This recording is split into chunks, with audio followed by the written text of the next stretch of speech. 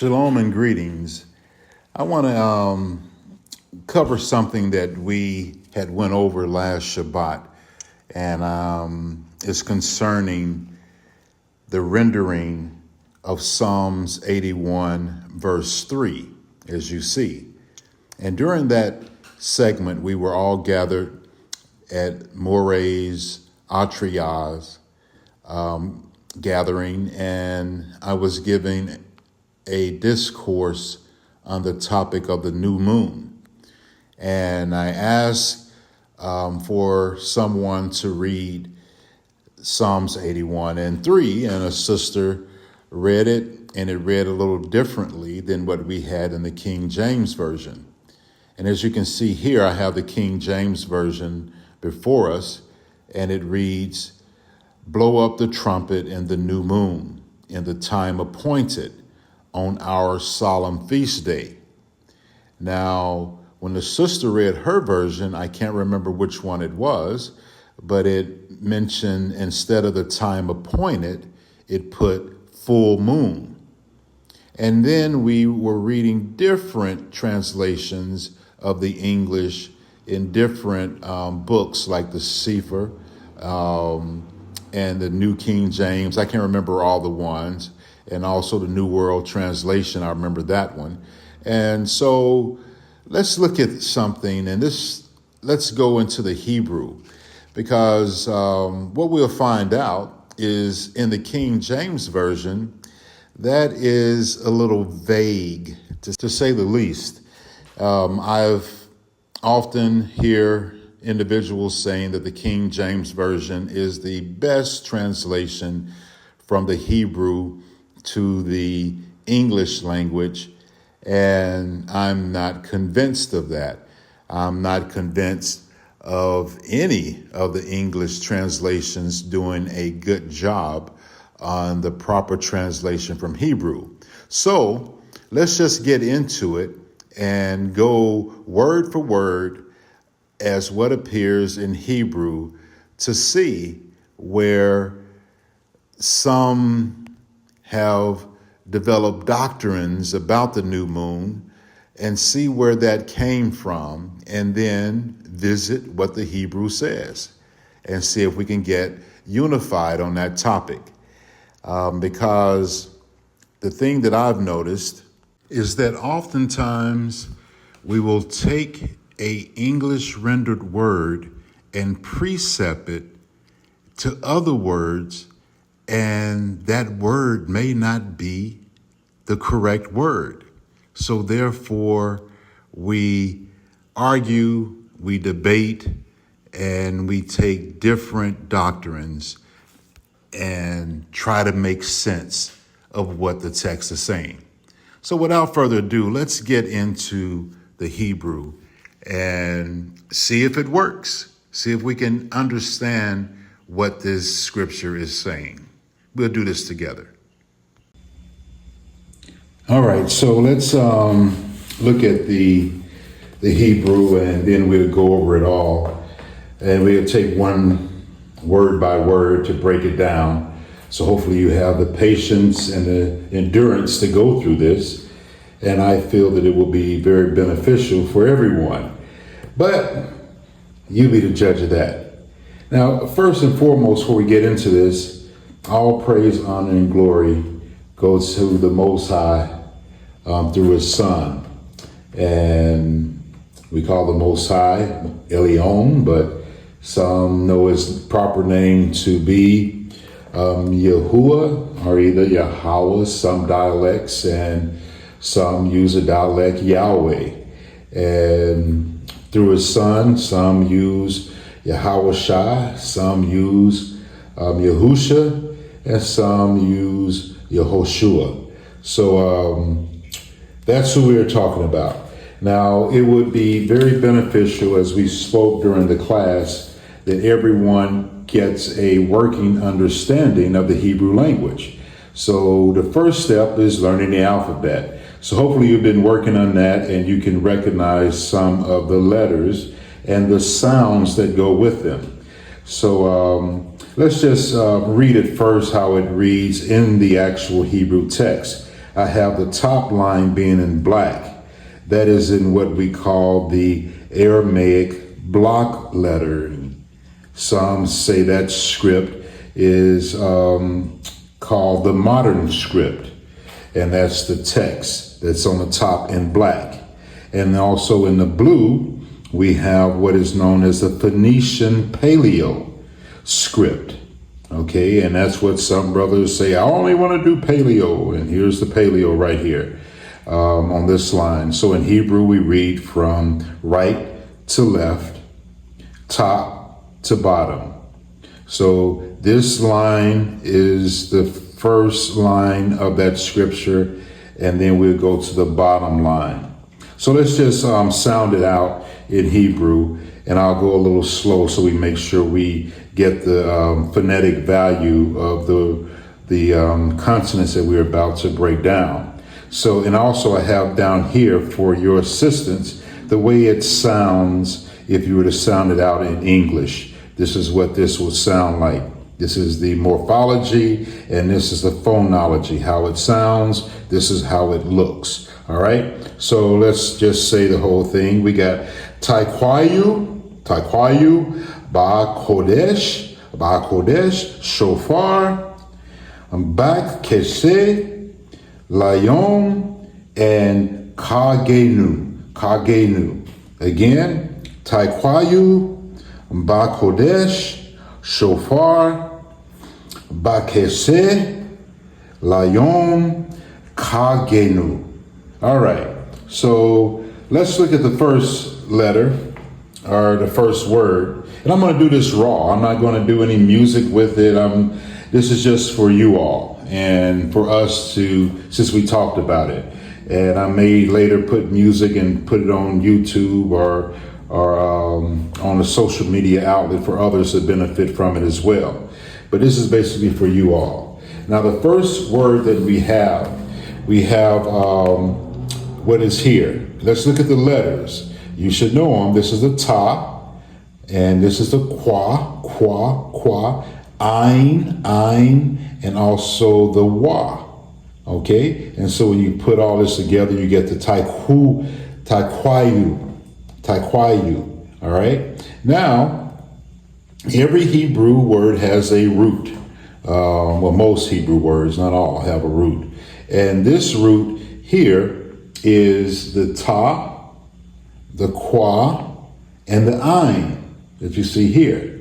Now, what that verbal root means is to give a blow, a thrust, a clap, or a blast. Okay, that's the verbal root and what that means. All right, and this is actually a verb that we're looking at. And it has a suffix that is right here. That's very important. This is a suffix that lets you know the verbal stem of this word. And it's a suffix that means a second masculine plural. A second masculine plural suffix to this verb stem. All right? And what this actually means is a qual verb, imperative, second masculine plural. And this is a third ein verb. All this may not make sense to you, but I'm saying it for those who are studying. And how we render this in English is simple. It means blow you, because we got and that you is a plural, so it's a group of people. We're saying blow you. All right. So that is this word. Let's see if there's any footnotes I want to add to this before we go on. It means, like, again, to give a blow, a blast from an instrument. All right. Usually a horn or a clarion. Okay. And we see in some of the texts, and we'll read these after in Hosea and Isaiah that talks about it. All right. So a lot of people, one thing about this verb, to blow or blast, that's usually with an instrument, as we said. But you can also do this by clapping your hands and by doing some other loud noise. It doesn't have to be from an instrument, but this particular one is directly dealing with the instrument, as we can tell by the third grouping is dealing with an instrument called the shofar. We'll get to that in a moment. Okay, so I'm gonna pause now, and then we'll get some scriptures, and then how this is also used so you get a better understanding of that word. Now for the precepts of the word taikwayu, which we found out means blow you. To get the proper precept, that's always rooted in Torah.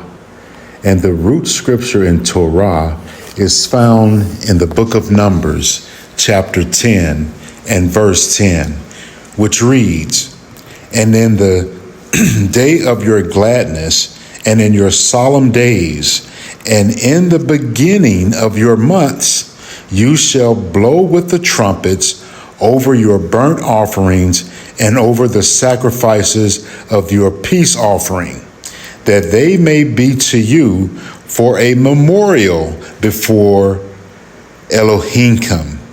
I am Yahweh, Yahuwah, Yahweh, Elohimkim."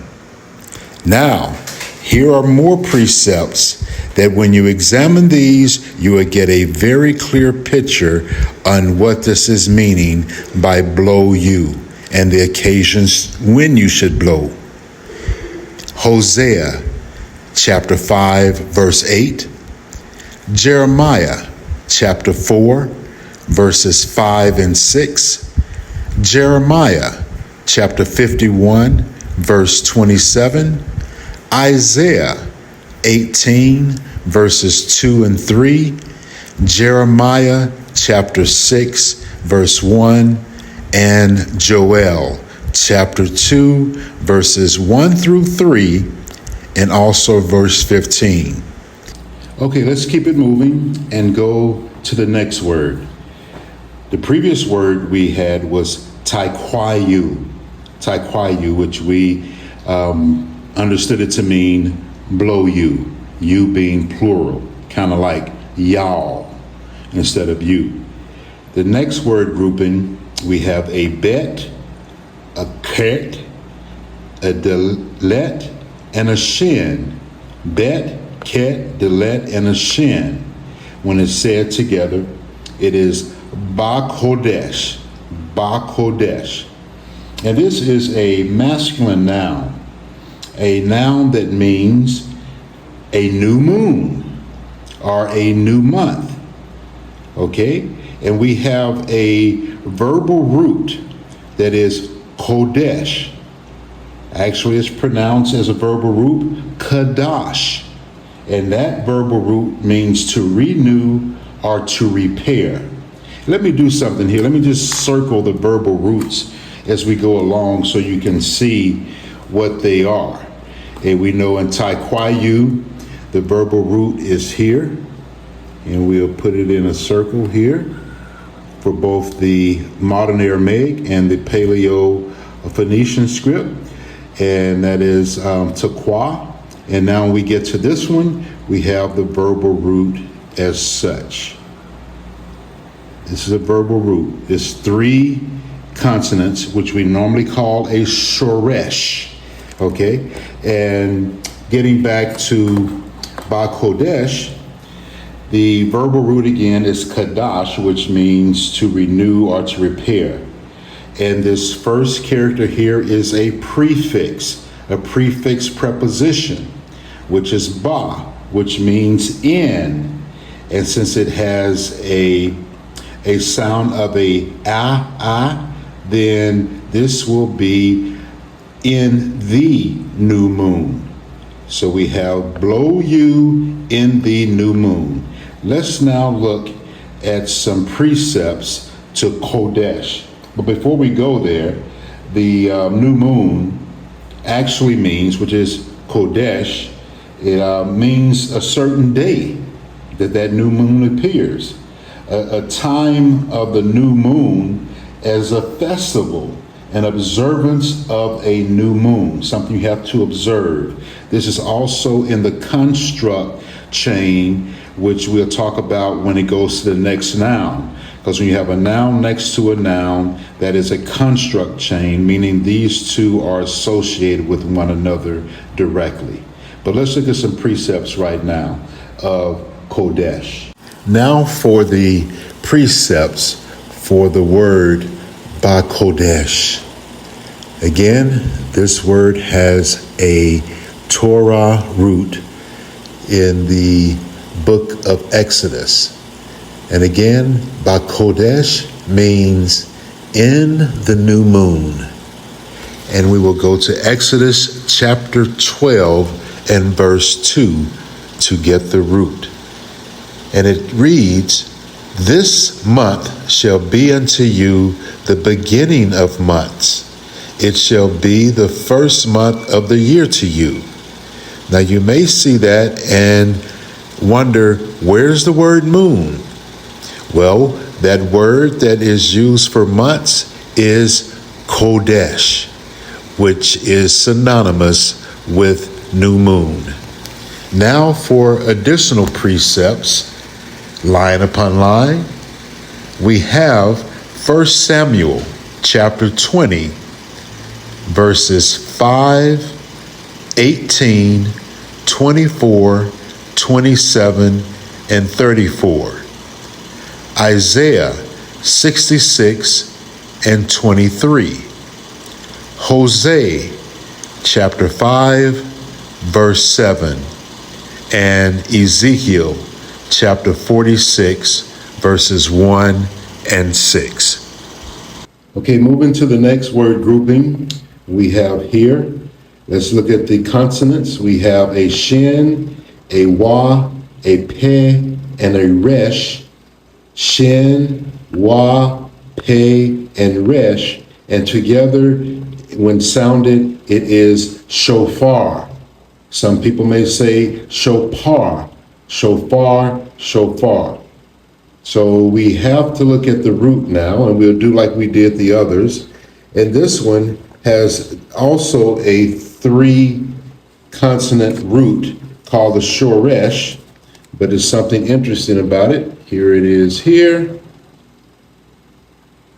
Now you may say that's 4 letters, but what it does in the root verb, the wa is not there. So it's just the shin, the pe, and the resh, which is safa, safa, which that means beauty, to be beautiful actually, to shine, to be fair, to be comely is what that means. And so with the shofar being a horn for blowing, it is understood that this sound is a sound that is beautiful. Okay, so that's the shofar and the root. And we also had talked about the word before it, which was ba kodesh, being a construct, and this is an absolute, which means this is directly related in relationship to the new moon and the shofar being used for blowing. All right, so let's look at some precepts now. Now, looking at the Torah-rooted precept for shofar, let's go to the book of Exodus, chapter 19 and verse 19, which reads, "And when the voice of the trumpet sounded long and waxed louder and louder, Moses spoke, and Ha Elohim answered him by a voice." Now, in this verse, it's interesting to note that the word trumpet actually appears in Hebrew as shofar. The other precepts are Hosea 5 and verse 8, Leviticus chapter 25, 8 through 10, Psalms 98, verse 6, and Psalms 47, 1 through 5, and again, Joel chapter 2, verses 1 through 3, and verse 15. Okay, let's move on to the next word grouping, and this will prove to be a very interesting one. And we have the bet, we have the calf, salmek, and the hay. The bet, the calf, the salmek, and the hay. And when it's pronounced together, it is bak keseh. Bak keseh.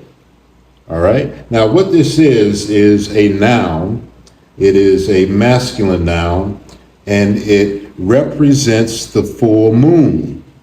But let's look at the root first of all, and we will circle it like we did the other one. And give me a moment. And we have this as being the verbal root. That is the verbal root. And that verbal root is a kasa. Kasa. And kasa means to cover. That's interesting.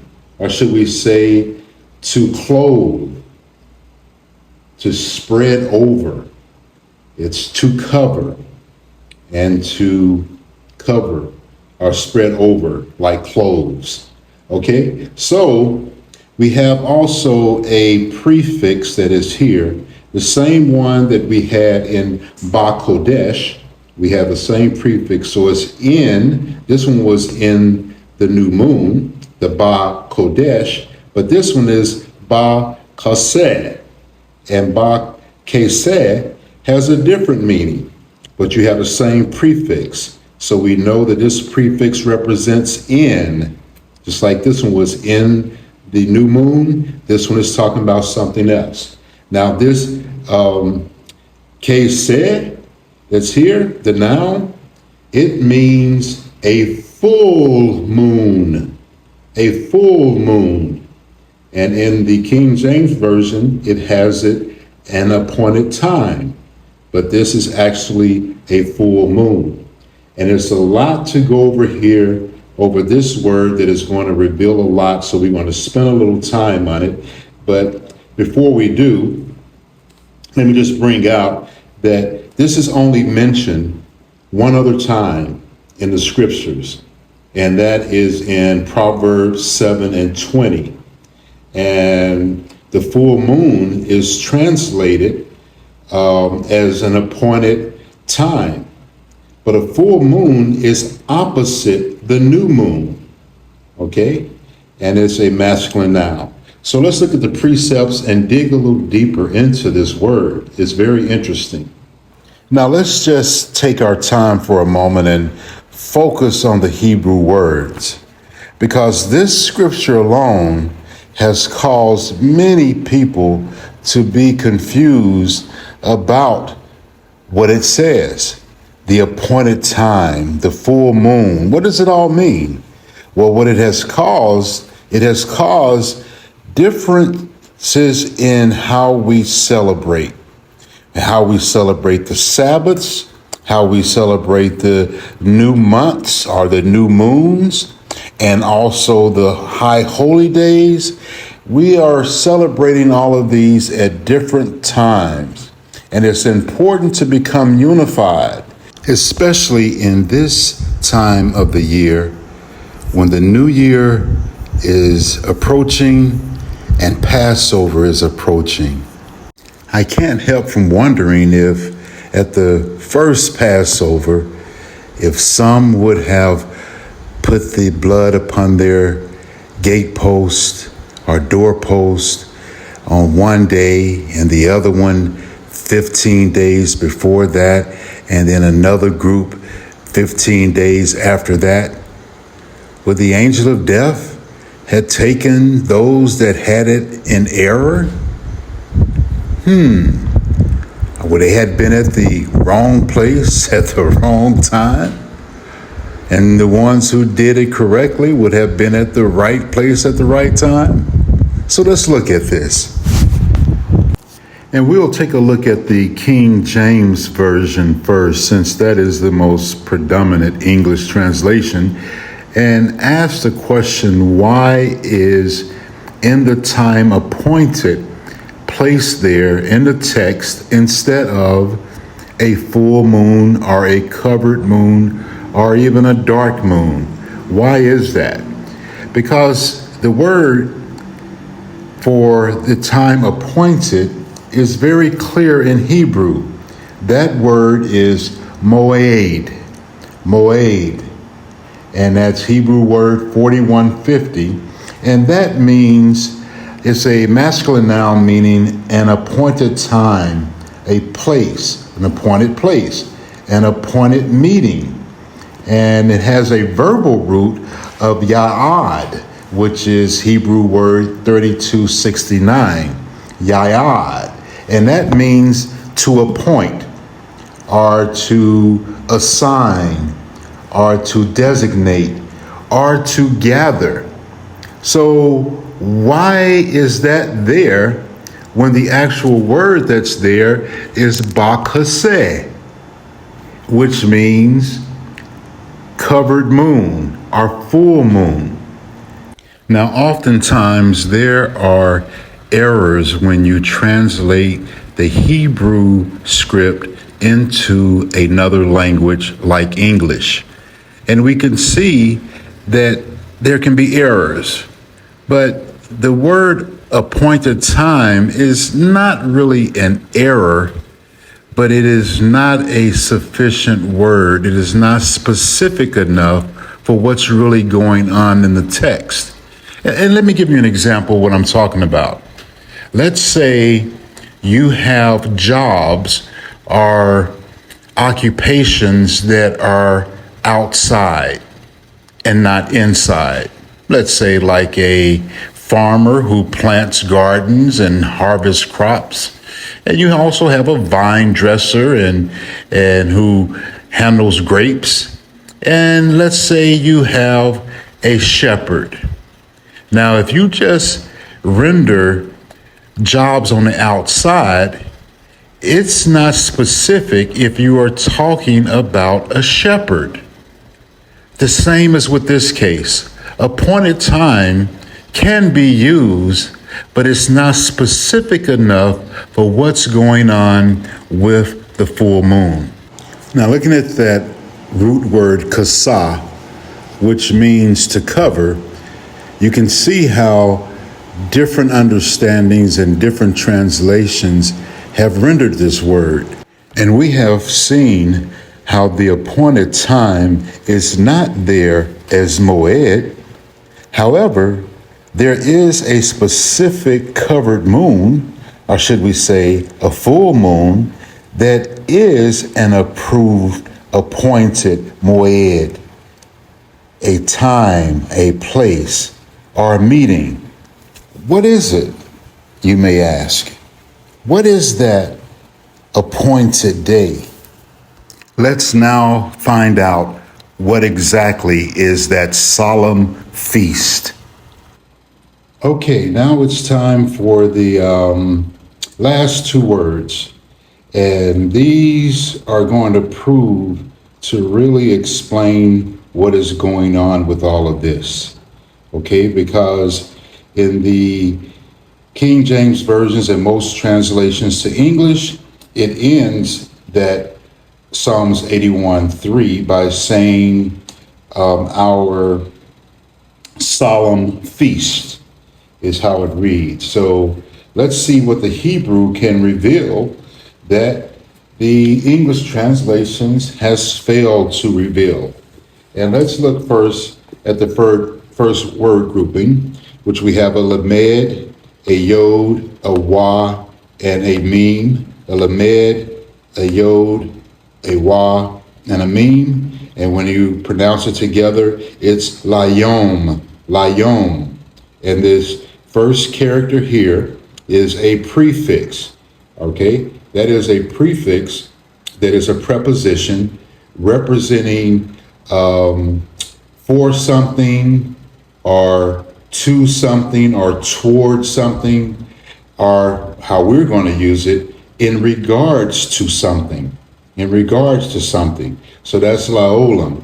And this here is the actual shoresh, but it has no root. It does not have a verbal root, but I'll still circle the shoresh, which is a masculine noun, which is here. Here we go. We got the yod, the wa, and the meme, and that makes up the yom, which again is a masculine noun, and it represents daytime. Scratch that, not daytime, but day. Okay, in regard to day. In regard is lamed, today. Okay, so that's that word. Let's get to the most interesting word that we have, that is the last word grouping, and it is a ket, a gamel, a noon, and a wa. A ket, gamel, noon, and wa. And when it's pronounced together, it's kagenu. Kagenu. Kagenu is the right way to say it. Let's look at the root, which we have, which is here. Aha. Just right here is two letters. Two letters, the ka, the ket, that is, and the gamel. The ket and the gamel. And what this means, you also have a prefix, a suffix at the end. You have a suffix that is here, which is the noon and the wa. And let's hit the suffix first. What that means is first common plural. And it's usually translated hour, O-U-R, O-U-R, hour, first common plural. That's the suffix. And you have here is the gathering, is what this actually means, is a cog. Okay, it's a masculine noun. It means a feast, a pilgrim festival. Notice that, a pilgrim festival. And the root word is a verb, which you have the ket, the gamel, and another gamel, which would be kagel, kageg, kageg, kageg. And that means to make or keep a pilgrimage. Notice the key word here is pilgrimage. All right, so that sums up all of the words, and now we're going to break it down so you can see why it is so interesting when we're talking about our, which is the first common plural, pilgrimage feast, our pilgrimage feast. Okay, and we will come back and see what it does. Now, I realize that many of you are very sharp and already know the 3 pilgrimage feasts that we are ordered to attend. So let's look at the root Torah scripture, Deuteronomy chapter 16 and verse 16. 3 times a year shall all thy males appear before Yahuwah, Yahweh, Yahweh, Elohimka, in the place where he shall choose, in the feast of unleavened bread, and in the feast of weeks, and in the feast of tabernacles. And they shall not appear before Yahweh, Yahweh, Yahuwah empty. And for other precepts, we have Exodus chapter 23, verses 14 through 17. Exodus chapter 10, verses 8 and 9. Isaiah chapter 30, verse 29. And Leviticus chapter 23, verses 15 through 17. So is Psalms 81:3 the scripture that causes many to believe that the new moon is the full moon? If not, what other scriptures are there that supports that a new moon is a full moon? I could not find them. But when we look at that scripture, is it saying this? As we read it as blow up the trumpet in the new moon in the time appointed on our solemn feast day, is that making one event? Is it saying that the new moon is the full moon? Or is it 2 separate events in that one scripture? We have arrived at a point where a question needs to be asked and an answer given. And the question is If the full moon is believed and taught to be the new moon, and that means it's the first day of the new month, and since Passover is the 14th day of the first month, shouldn't the moon be full on the 14th day to match the Hebrew word for the full moon being on a pilgrimage feast as Passover is? And since the moon has been placed there by the Creator to be for signs and for seasons, let's just get a better understanding of the moon as it is used in the Hebrew text. Now let's look at another Hebrew word for a moon, and that word is yareka. That is a yod, resh, and a ket.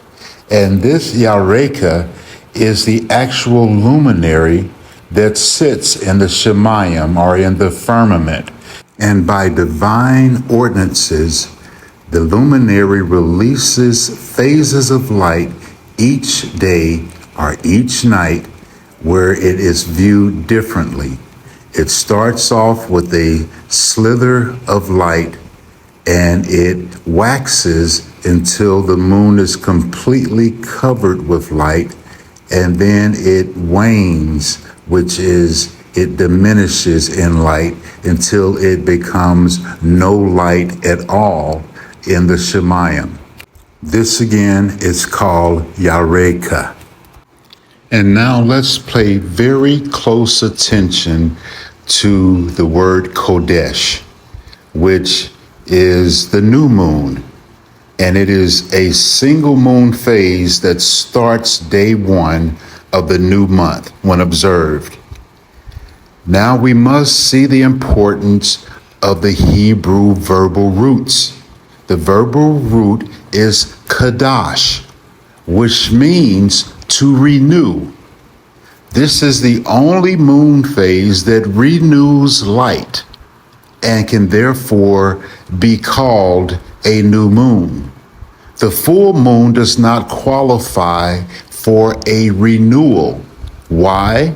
Because there is light prior to the full moon and there is light after the full moon. But before the full moon, it is still in the last phase of waxing. So therefore, it is not renewed. The renewal comes when the light is covered with darkness and not visible light at all. Then the next phase of light qualifies completely, without a shadow of doubt, that it is a renewed or new moon or new month. Now to pay close attention to the full moon, which is called Crescent. And it is a single moon phase on the 14th or the 15th of each month when the face of the moon is completely covered with light. And it rules the darkness from the setting of the sun until the sun rises the next day. And again, the root word is kasa, which means to cover. And this is covering the entire face of the moon. It is adequate, but more importantly, it is tied to the pilgrimage feast in Psalms 81:3. Now let's wind this down before we close so we can really see in the scriptures that this is talking about Passover and the New Year and the trumpets memorial, as well as the Feast of Tabernacles. So let's go to Psalms 81 and look at verses 1 and 2. And we will see that it says, "Sing aloud unto the Most High, our strength. Make a joyful noise unto the Elohim of Jacob. Take a psalm and bring hither the timbrel, the pleasant harp with the psaltery." That, my friends, is talking about a party, a joyful party that is occurring in the new month of Abib. This is our New Year celebration because it commemorates not only the springtime, but our start of deliverance from bondage in Egypt.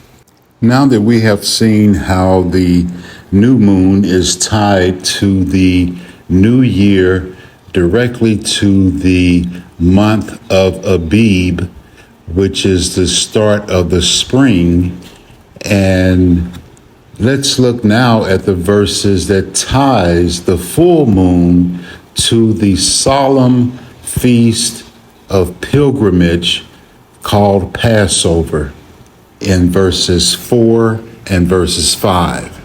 Verse 4 reads, "For this was a statute for Israel and a law of the Elohim of Jacob, that he ordained in Joseph for a testimony when he went out through the land of Egypt, where I heard a language that I understood not."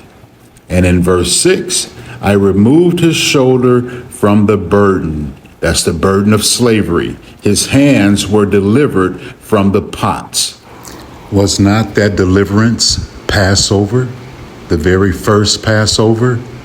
And in closing, I would like to now give you the Hebrew language student translation, and it will go like this. "Blow you in the new moon, the shofar, in the full moon in regards to the day of our pilgrim feast." I hope this has been a blessing to you all, that you have learned something. And I will be interested in your comments, any questions.